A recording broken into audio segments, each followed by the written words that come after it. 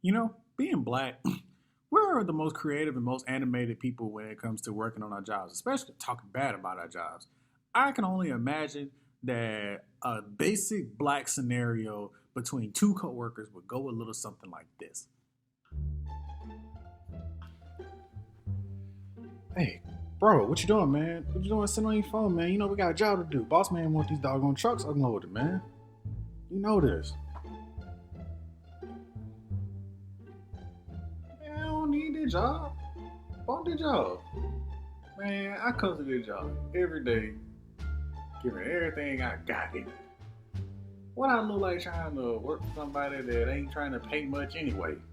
We ain't paid $725, man. $725 to do all this stuff. Meanwhile, he's sitting up there comfortable. What I look like? You look like somebody that's about to get fired if you don't get on your job, man. Come on, dude. You gotta do better than this, man. Come on. Come on, man. Fire? Man, I'll quit before I get fired, man. You don't understand that? You sad, bro. You sad. Bro. See, I got somebody that's already working. She got two jobs. I just live with her. Alright. Don't be surprised when boss man call you in his office. Cause I'm telling you, it's always that kind of behavior, man. He picks up on it, man. He gonna call you in the office and then boom, you out. Yeah, you don't believe me? Better ask Terry where he at. Whatever, dude. 3 hours later. Hey, yo, boss man wants to see you in his office. It sounded pretty urgent, man. Go ahead and get on there. Oh, work? All right, I'll be in there. 2 hours later. You wanted to see me, boss? Ah, yes. Come on in. Cool. Alright. It's about time for that promotion, ain't it? What promotion, sir? I don't recall you ever being up for a promotion, maybe a demotion, but not a promotion. No? I've been working here long enough, you know. I figured I'd give myself a promotion, right? And what on earth possesses you to believe that you deserve a promotion when you take unauthorized breaks on your work hours? Yeah, I take many breaks in between. And why is that? We have a lot of slow days. It does not matter if we have slow days here. Your job is just that, your job. I know.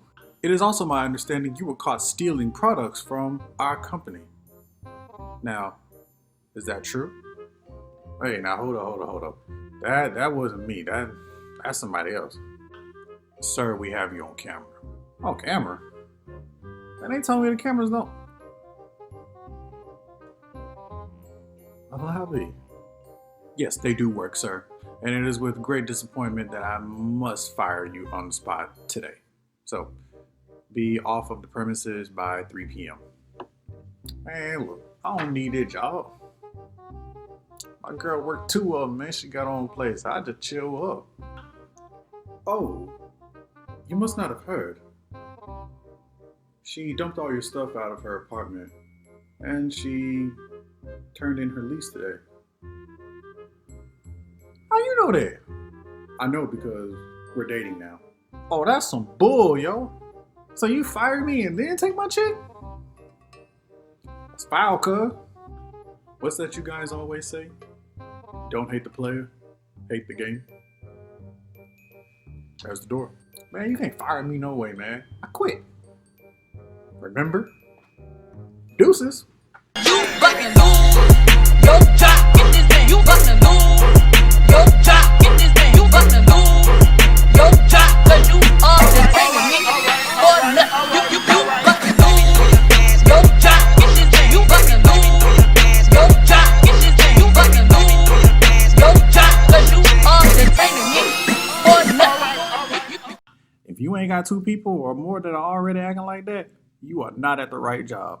I promise you.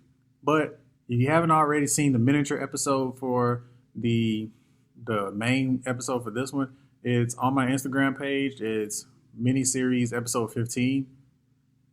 my first job, preview for my first job. Check it out, and then come back and get ready for the show. For those of you that have watched it, let's go.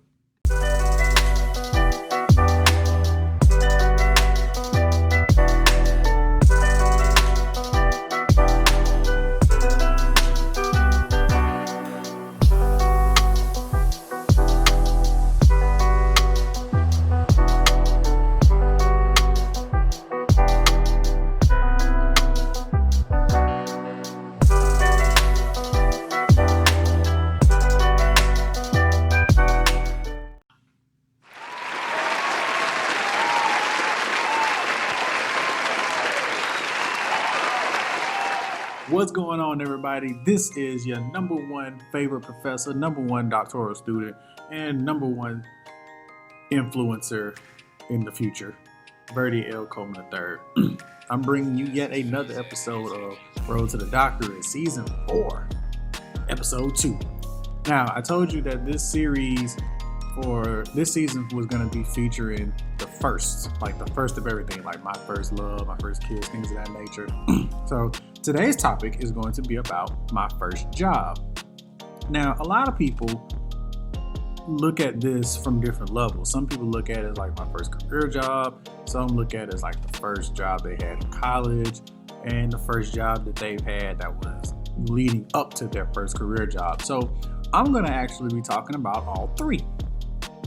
Just to kind of give you an idea as to how far I've come. So I want to start with the college job first. My first college job, you already know how this goes. If you are a freshman or a sophomore, you are going to be pretty lost if you don't already have connections. Now, thankfully, to one of my old advisors, Mr. Mason Bonner, he set me up with a nice little job in the library. And I'm not gonna lie, in the beginning, I couldn't see the merit of it. I was like, man, they got me stuck in the library. Meanwhile, everybody else gets all these cool jobs. But I didn't realize how cool my job was until I actually got started. Because the guy that I worked with, he was a big guy, but he thought like I did. He was a Dungeons and Dragons, Pokemon, Yu-Gi-Oh kind of guy. It was cool. Laid back, he told me, you pretty much can do whatever as long as your work is completed. If you got to study for your classes or if you just want to, game on your computer, it's fine. And I'm like, yo, this is lit. Thinking to myself, I got it made. And so I would do my homework on the computer, and sometimes I would challenge him in Yu-Gi-Oh, and I would soundly get defeated. But it was cool. And back then, they really didn't have like a little place where you could eat at in the library. That didn't come until like a couple years from then. But I worked at this thing all 4 years. I worked at the library all 4 years of my undergrad career, and it was fun. Some days it got a little lonely. It was I would be there from like 5 to midnight some nights, it would be a long time before I got back to my room. But I also thought to myself, I said, okay, I don't really socialize that much. So why would I care about, such and such going on?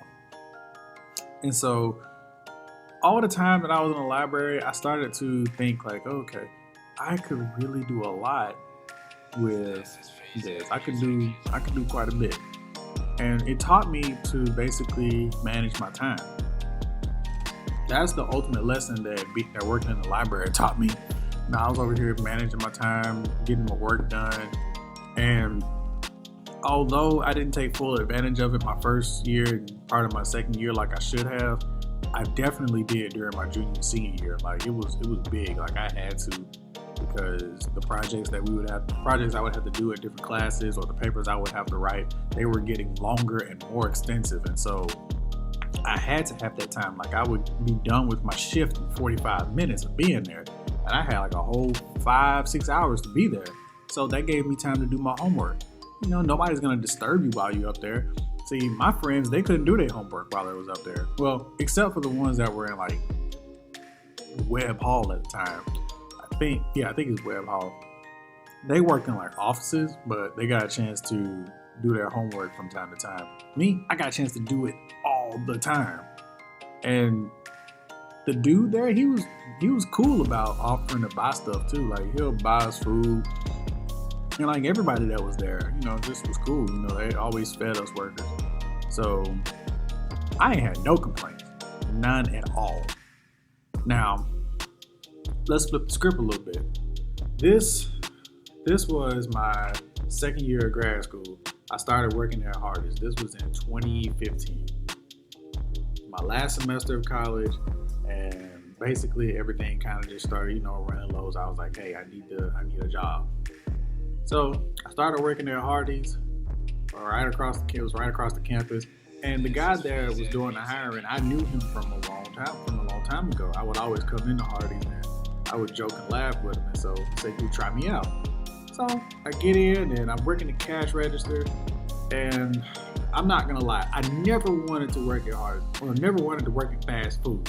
But you're gonna learn, never say never. And I learned the hard way. But it wasn't as hard as people think it is. It's really just a perception thing. Like, this taught me customer service to a whole new level. It taught me how to deal with people.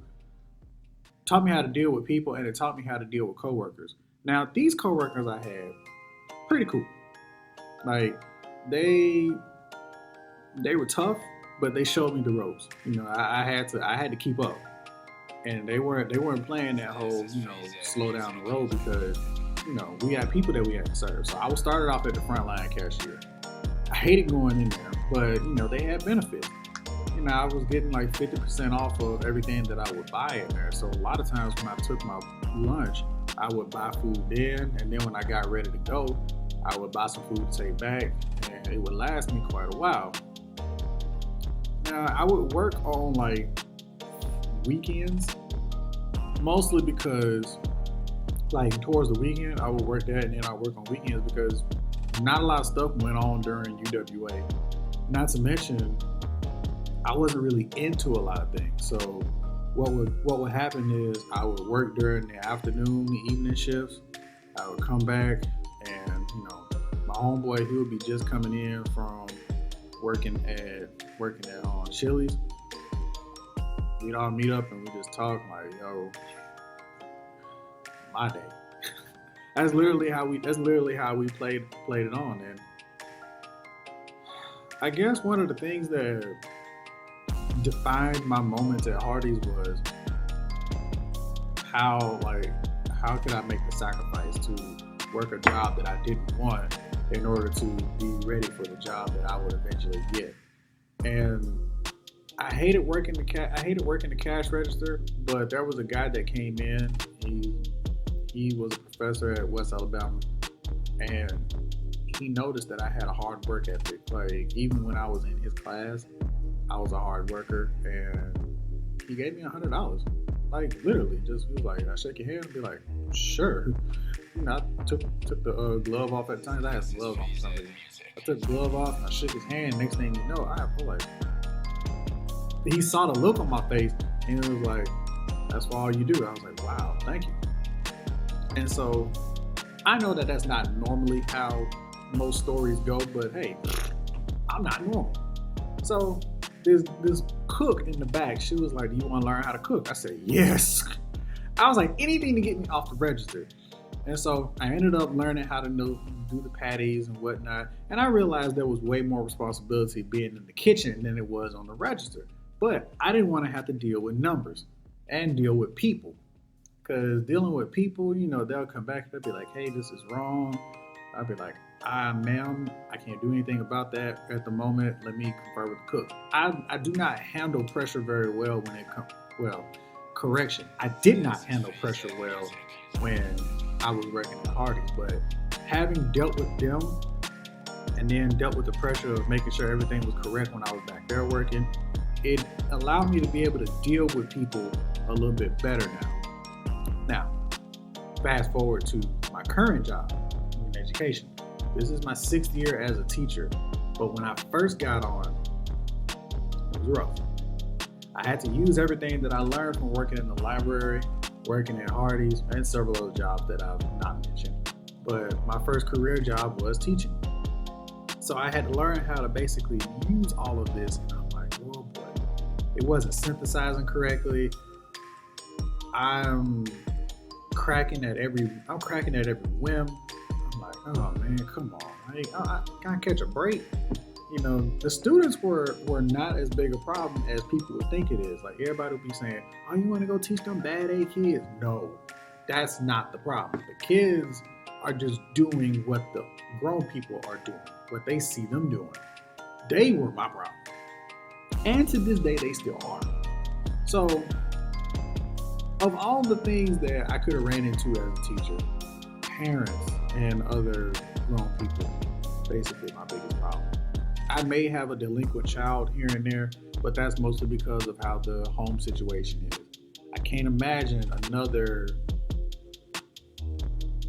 I just can't imagine any other reason that most teachers would want to leave. But I guess it's because I'm relatable to the kids. I understand what they go through. And I'm that type of person that is willing to reach out to them and say, hey, I got your back, man. You just got to show me that you're willing to work. I'm that type of teacher.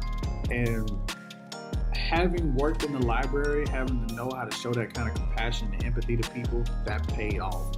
Having worked at Hardee's, having to be, working under pressure, that came in handy when I started working here. So I don't like one of my jobs, and the other one was lit. I wish I never had to give it up, but the Bible does say don't despise your battles. Don't despise your small beginnings, because those are the things that give you the ability to be able to progress forward and to be able to basically just make your identity as a worker, not as a person, but as a worker. Eventually it makes your identity as a person. But while you're at work, you want to establish an identity that allows you to have a good rapport with everybody. Like you want to be able to connect with the people that you work with, not just to make friends or whatnot. Friends is just an auxiliary benefit, but you want to be able to connect with them and say, hey, this person is a great teammate. He makes the sacrifices to do X, Y, and Z when it's time. He works well with other people. He has a great work ethic. He's always on time. He's always doing what he has to do. That's the kind of relationship that you want to build with your bosses, with your coworkers. And working at these different places that I worked at prepared me for this job. So for those of you out there that are basically just working what feels like a dead-end job, or you feel like you're in the beginning stages, learn everything that there is to learn about those jobs, because I promise you, they become great references down the road. The guy that I worked for in the library spoke up for me when I was getting ready to work at Hardee's. The guy at Hardee's spoke up for me when I transferred to Thomasville Hardee's and started working there, and when I started working at Wilcox Central. So, I promise you, do your best at any job that you have, and the career that you want is yours. So, that has been another Silvertone production. Shoot, man, just follow me on social media, follow me on here, subscribe, share, and give everybody a taste of what season 4 is all about. So if you haven't already been checking out my content, check out my Instagram content. The mini series is on there, and I've also been putting up advice about how to, handle your classes, whether they be online or in person. And most of all, just share my page. Give me some subscribers.